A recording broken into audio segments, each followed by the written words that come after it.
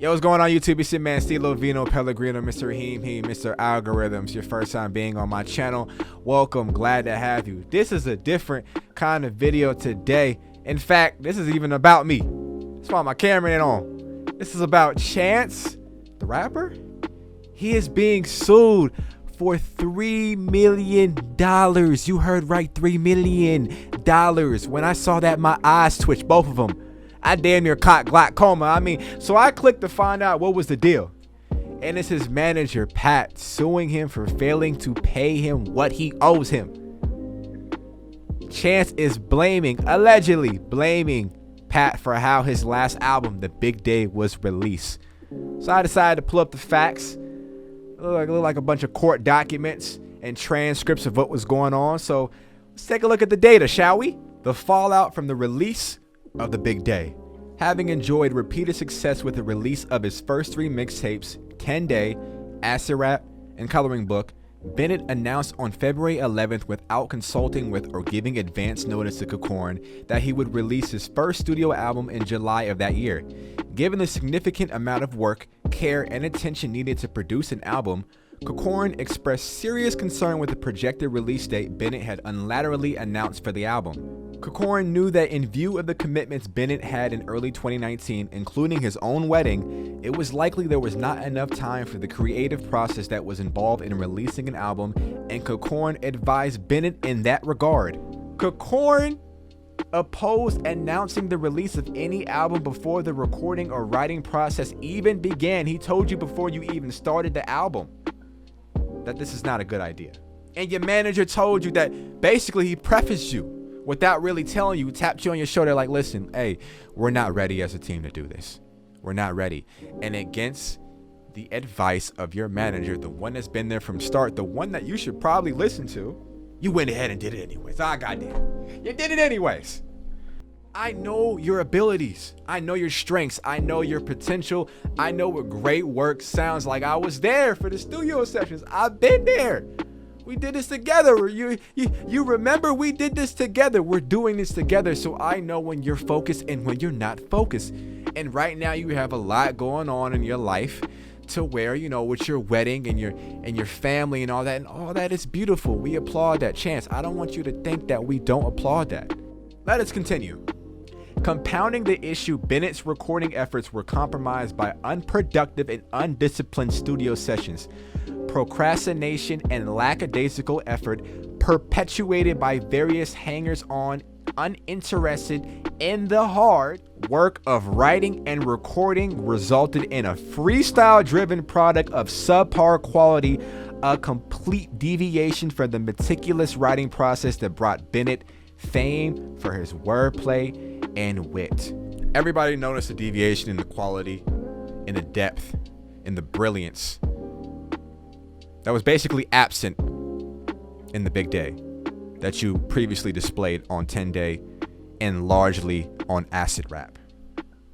The personal storytelling, the charisma, the energy, the locked in focus that was missing on The Big Day. And you know that. We all know that. That's what Pat's trying to tell you. And Pat is saying, allegedly, in these legal documents, hey man, I told you this. So you dead wrong for not paying me. You're dead wrong. And I agree. I'm with Pat on this. Following fan disappointment in Bennett's most recent album and underwhelming fan support for his associated tour, Bennett replaced Cacorn with Ken and Taylor Bennett, his father and brother, and has now refused to honor the terms of his agreement with Cacorn. As a consequence, PTM brings his action for all amounts due and owing and seeks all available remedies in law and in equity, including but not limited to compensatory damages and exemplary damages for breach of their agreement, related violations of the Illinois Sales Representative Act, and for its attorney's fees and costs incurred in bringing this action. Bennett disregarded Cacorn's advice before and during the project, resulting in the forced release of a subpar product on July 26, 2019. While the album debuted at number 2 on US Billboard 200, it was panned by many influential critics and faded from the chart after just 19 weeks. The Big Day quickly became Bennett's least popular project to date, delivering a blow to the reputations of Bennett and Corcoran. As with many album releases, Bennett and Corcoran initially anticipated touring in support of the new music. In that regard, Corcoran organized a 30-city global tour estimated to gross $25 to $35 million and began implementing advertising campaigns to build anticipation. Despite Corcoran's efforts to arrange and market the tour, the underlying album failed to generate excitement comparable to prior releases. The fans said that shit was trash! Based on low ticket sales and poor attendance projections, Corcoran recommended that Bennett take down the Big Day tour and use the time to regroup and refocus. He said, man, get your mind right. Get your mind, body, and soul right. Such a momentous recommendation was made only after Corcoran had assessed the situation, analyzed the available data, and consulted with other touring and brand management professionals. So, Chance ain't like this. He ain't like the reception of the album. He decided to fire, as a family, him, Chance being his brother and his father, decided to fire Pat, relieve him of his duties and his services, without paying him what he was owed, and decided to hire your brother and your father as representation, after knowing that they have no music industry experience. It's a cold game. It's a cold, cold world. So Pat is basically suing Chance and feels like there should be a sunset clause applied. So Pat wants to implement an industry standard sunset clause that would entitle him to $3 million over the course of the next 3 years, which is to cover commissions and legal fees, and I think 15% of the client fees. But his father, Chance's father, wants to offer Pat a one-time lump sum payment of $350,000. No! It's not what he wants. Pay that man. Pay that man what he's owed.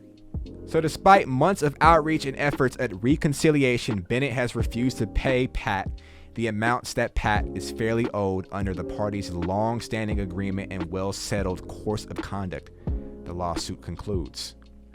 So they already had an agreement, and Chance is reneging on that agreement, which is also wrong. I'm not in support of that. I think it's shady. I think it's wrong. I think it's flat out wrong. I think you should pay the man that was there from the beginning and the inception of these ideas and helped you build your empire, your brand, your enterprise. You wouldn't have done it without this man. So now that we got the facts out the way, let's get into these jokes. He done lost his whole rabbit ass mind coming at Pat the manager like that. What's wrong with you? That ain't that boy's fault the music was sounding like that. That ain't that man's fault your music was received like that. That was you remember? That was you in the booth sounding like that. You want to kick them tuna casserole raps. That was you. Them hot shower had a line of raps, remember? You was trying to explore your creativity, and I always applaud that. But it appears against the better judgment of your representation, you ain't put no time in the studio for that album. Big old biscuit head, you know that was you. That was you. You know your efforts. You know your shortcomings. You need to have some accountability. I don't want you to get this confused. I was previously a Chance the Rapper stan, and acid rap has helped me get through plenty of cold and emotional nights. Acid rap and 10 Day has a place in my heart that will never be replaced. I want you to know that. But pay that man Pat. You did not devise that plan on your own, sir. You did not get to those heights alone, where you did not need the major label system and you can move around as you please freely as an independent artist. You needed someone. You needed the management. That's why you got him in the first place. Right? Am I right or am I wrong? Let me know. And this is an independent feat that you deserve recognition and you deserve to be applauded for. We will never forget that. We may never see this again. Although Brent Faiyaz is pretty close to achieving something similar, but that is beside the point. You made history, sir. But them gas station beef jerky raps, them 7-Eleven pizza raps, them home improvement Tim Allen raps, them Shaq Kazam raps, them fried Twinkie ass raps, that shit was Rudy Poo. It was mid. You know that. If you came out like a bum, you would have no issues, no worries. You wouldn't even get the time of day because you were a bum when you came out. That's what we would say. But since you came out swinging came out labeled like you was the next big thing. Some people thought you was gonna take the torch when Drake was ready to depart, and he was ready to leave and embark on new adventures and new creative endeavors and stuff like that. You was gonna be next up. To see you plateau in real time, of course we on your head, we on your fitted cat, we on your koofy.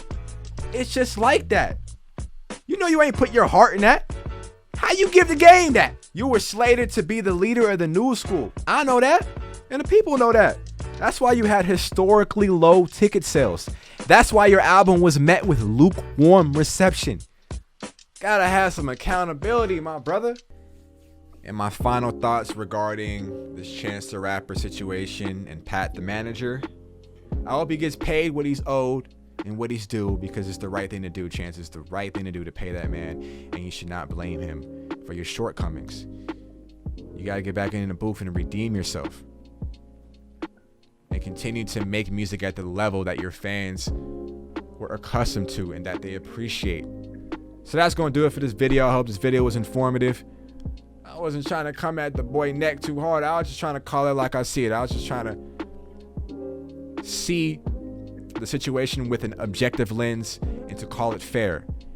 And what's fair is that Pat should be paid what he's owed.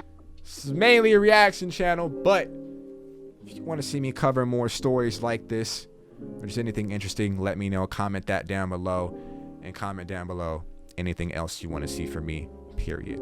This is Big Steelo. I'm out. Y'all be safe. Shwee!